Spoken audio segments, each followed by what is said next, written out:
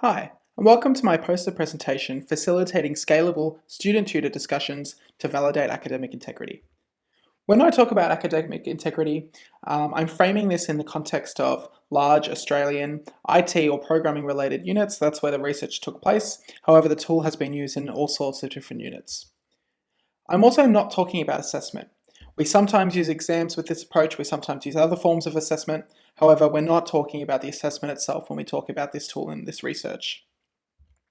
We boil down what academic integrity means to us, and for us that is, does the student understand what they've submitted, and could they reproduce a submission without external resources?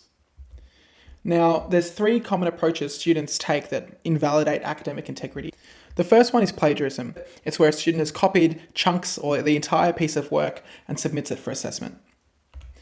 Secondly, contract cheating, whereby a student solicits a new piece of work and submits that as their own. And finally, there's the brute force approach. It's where students spend a lot of time and a lot of resources completing a piece of work, whereby they don't or may not completely understand the work that they've submitted. In all of these cases, what's in common is that the student may not understand what they've submitted, and they probably wouldn't be able to reproduce it again. So what are the current approaches used to tackle academic integrity? Well, there's the automated approaches, things like plagiarism detection systems and automated fingerprinting on assignments.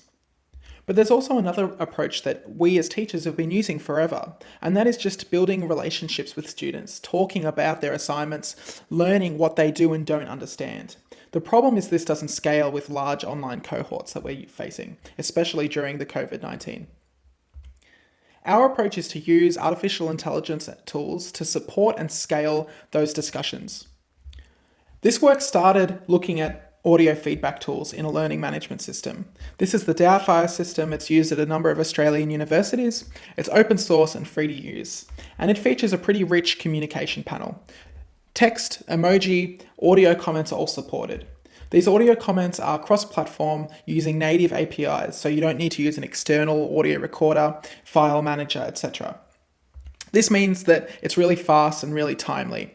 And what we saw happening was that the teaching teams were using these audio comments to discuss tasks with students as if they were in person. But there's a problem with this, and that is the perfect response phenomena.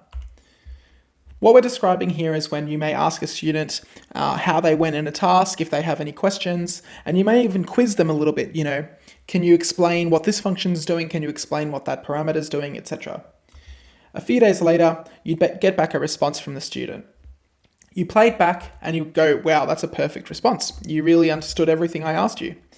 The problem is that when you have these similar discussions with in-person students, you don't get quite as good answers. And that's because we are proposing that a lot of the times these students are going off looking at resources, asking friends, and parroting a response. And that's where the intelligent discussion system came from. It uses those audio tools built into the Doubtfire system and lets you, rather than just recording a straight audio comment, to record a discussion prompt using up to 3 separate prompts for a task.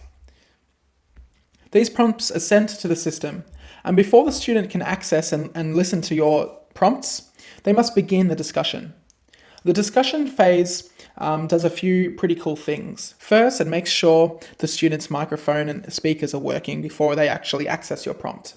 The reason we need to do this is because the student will only listen to your prompt in a short amount of time, and the response has to be provided immediately. That means you're getting an authentic initial response to your prompts from the student. So you can actually trust that response is indicative of the student's understanding. This tool has been used to gauge what students do know, what they don't know, and provides a great opportunity to intervene and ask the student, hey, maybe you need to repeat this, or maybe look at this supplemental learning material. Now, this is academic integrity that we're talking about. So how could it be broken? Well, a student could simply pay another student or an external actor to respond, someone who does understand the content.